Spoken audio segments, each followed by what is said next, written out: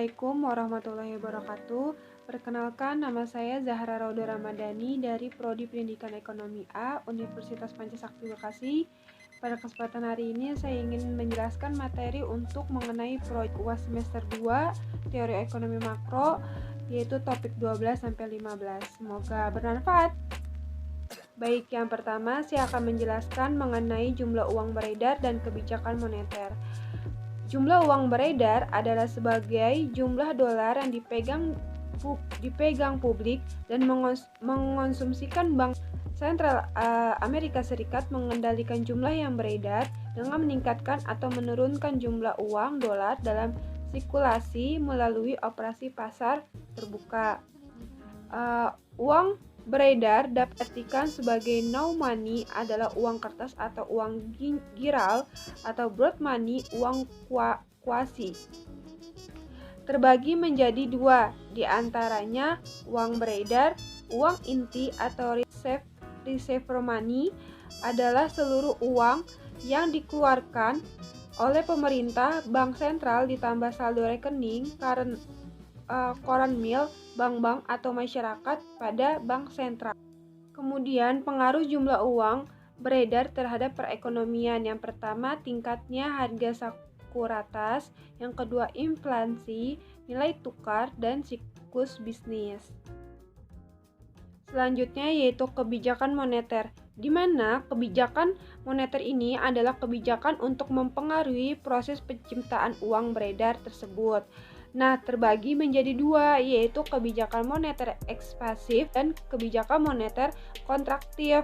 Dan menurut M. Nasir bahwa kebijakan moneter adalah segala tindakan atau upaya bank sentral untuk mempengaruhi perkembangan variabel moneter, yaitu uang beredar, nilai tukar, suku bunga, dan suku bunga kredit untuk mencapai tujuan.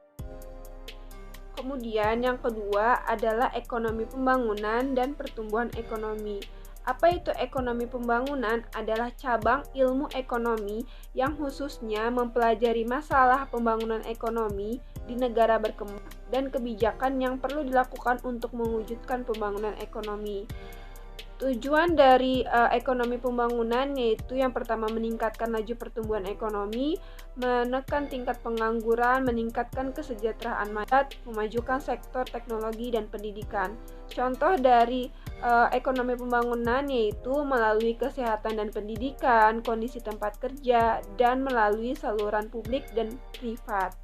Next yaitu ada pertumbuhan ekonomi, adalah proses perubahan yang secara berkesinambungan menuju kondisi yang lebih baik dalam kondisi perekonomian suatu negara, di mana faktor-faktor pertumbuhan ekonomi sendiri meliputi yang pertama akumulasi modal, SDA dan SDM, tenaga manajerial dan organisasi produksi, teknologi dan politik maupun dari administrasi pemerintah.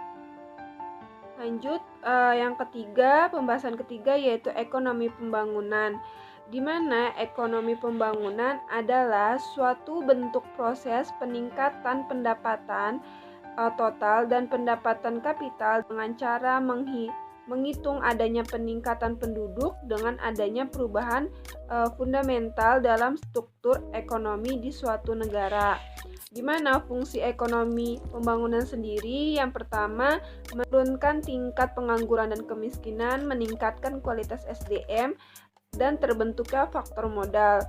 Sedangkan tujuan dari ekonomi pembangunan sendiri ialah untuk memberikan pengetahuan mengenai berbagai macam isu yang terjadi dalam pembangunan ekonomi di negara Indonesia.